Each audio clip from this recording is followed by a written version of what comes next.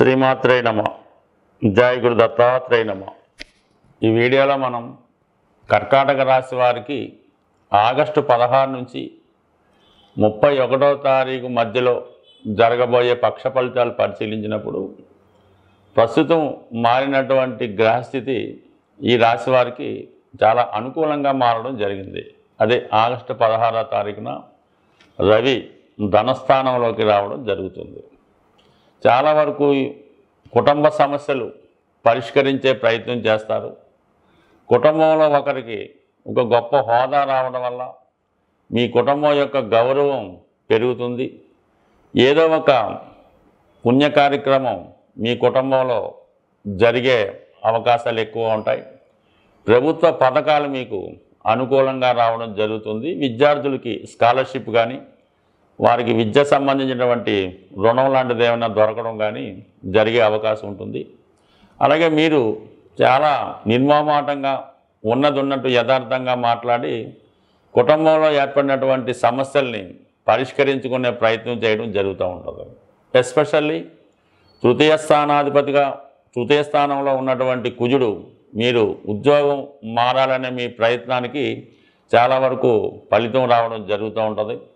అయితే చాలా వరకు దగ్గరగా వచ్చి చివరి నిమిషంలో ఆ ప్రయత్నం విరమించుకోవడం కానీ వచ్చిన అవకాశం పోవడం కానీ జరిగే అవకాశం ఉంది. సాధారణంగా దశమ స్థానాధిపతి తృతీయంలో ఉన్నప్పుడు ఉద్యోగంలో మార్పు రావడం కానీ టెంపరీగా ఉద్యోగంలో ఇబ్బందులు కానీ రావడం జరుగుతూ ఉంటుంది. అలాగే ఈ దశమాధిపతి కుజుడి పైన శని యొక్క దృష్టి పడడం వల్ల వృత్తిలో ఒక విధంటి పని ఒత్తిడి పెరుగుతుంది. చాలా అసహనంగా ఉంటారు. మరి కొంతమంది అయితే ఉద్యోగాన్ని వదిలిపెట్టడం కూడా జరిగే అవకాశం ఉంది. బట్ ఏదైనా ఈ సమయంలో కొద్దిగా ఓర్పుగా సహనంగా వ్యవహరించడం వల్ల వృత్తిలో ఏర్పడినటువంటి ప్రతి సమస్య సాల్వ్ అవడం జరుగుతూ ఉంటుంది. అయితే ఇది కొంతమందికి కొత్త ప్రయత్నాలు చాలా వరకు సులభంగానే సక్సెస్ అవ్వడం జరుగుతూ ఉంటుంది. బట్ ఏదైనా చివరి నిమిషం దాకా చాలా టెన్షన్గా ఉండడం జరుగుతూ ఉంటుంది. ఇక రాశి అందే బుధగ్రహ సంచారం మీకు చాలా వరకు మీ యొక్క స్వశక్తితో ఎవరి సహకారం లేకుండా కొన్ని స్వతంత్ర నిర్ణయాలు తీసుకోవడం, కొన్ని కొత్త అవకాశాలు రావడం జరుగుతూ ఉంటుంది. ధనం సంపాదించే విషయంలో కానీ ఏదైనా ఒక ఇండస్ట్రీ స్థాపించడం కానీ ఇన్వెస్ట్ చేయడం కానీ కొత్త విషయాలు తెలుసుకోవడం కానీ అది విద్యార్థులకి విద్యా సంబంధించినవి, వ్యాపారస్తులకి వ్యాపార సంబంధించినవి కొత్త ఆలోచనలతో అది వెంటనే అమలు చేయడం జరుగుతూ ఉంటుంది.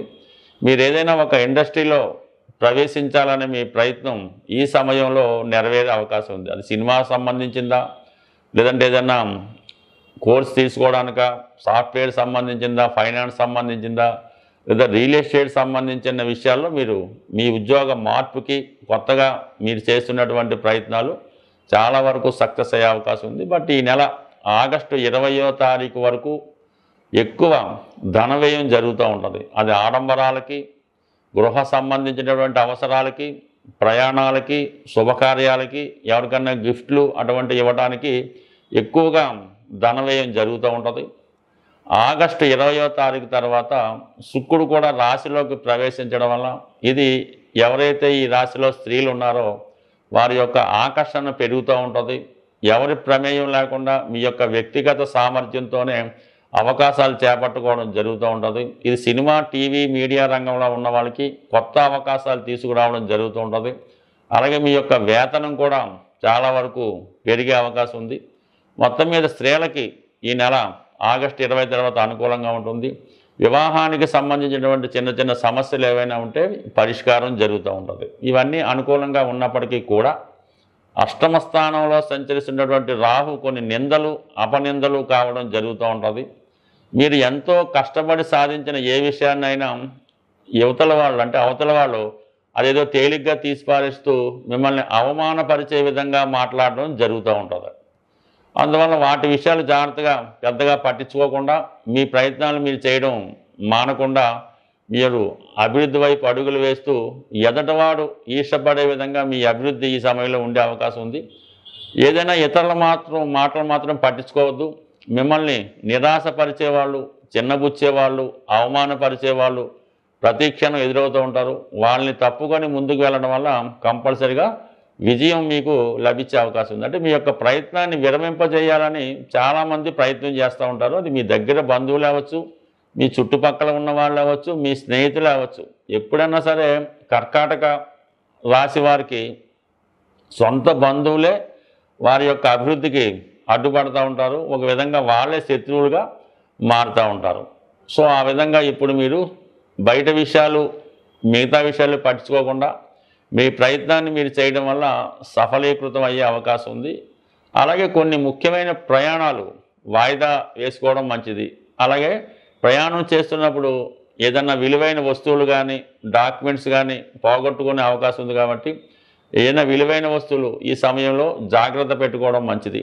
మరి గురువు వ్యయ స్థితి వల్ల పుణ్య కార్యక్రమాలకి ఎక్కువ ధనాన్ని ఖర్చు పెడతారు. అలాగే ఆగిపోయినటువంటి మీది ఏదైనా ఉంటే అది విద్య కానీ మరే ప్రయత్నం కానీ తిరిగి పునఃప్రారంభించడం వల్ల తిరిగి ప్రారంభమయ్యే అవకాశం ఉంది. బట్ ఏదైనా ఈ యొక్క గ్రహస్థితి విద్యార్థులకి చాలా అనుకూలంగా ఉండడం జరుగుతుంది. అలాగే స్త్రీలకు కూడా కొత్త అవకాశాలు తీసుకురావడం జరుగుతుంది. ప్రస్తుతం ఉన్నటువంటి గ్రహాల స్థితి మనకి అనుకూలంగా ఉన్నప్పటికీ కూడా చాలా ప్రయత్నాలు విఫలమవడం జరుగుతూ ఉంటుంది.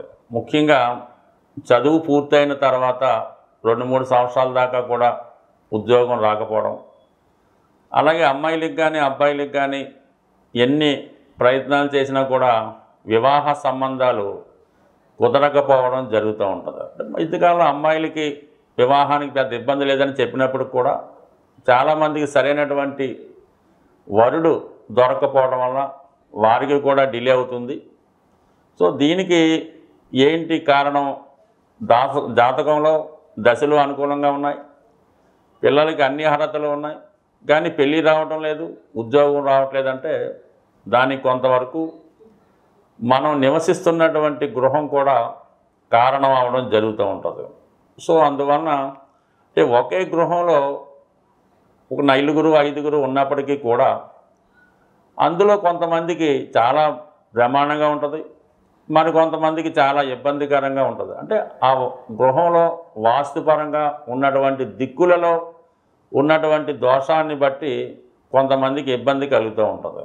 సాధారణంగా ఈశాన్య దోషం ఉన్నప్పుడు ఆ కుటుంబంలో ప్రథమ సంతానంపై ఎక్కువ ఇబ్బంది చూపుతాడు. ఆగ్నేయ దోషం ఉన్నప్పుడు రెండవ సంతానం మీద స్త్రీల మీద ఎక్కువ ప్రభావం చూపడం జరుగుతూ ఉంటుంది.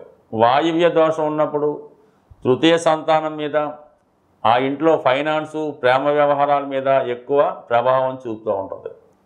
నైరుతి అనుకూలంగా లేనప్పుడు అది కుటుంబం అందరినీ కూడా ఇబ్బందులు పెడుతూ ఉంటుంది.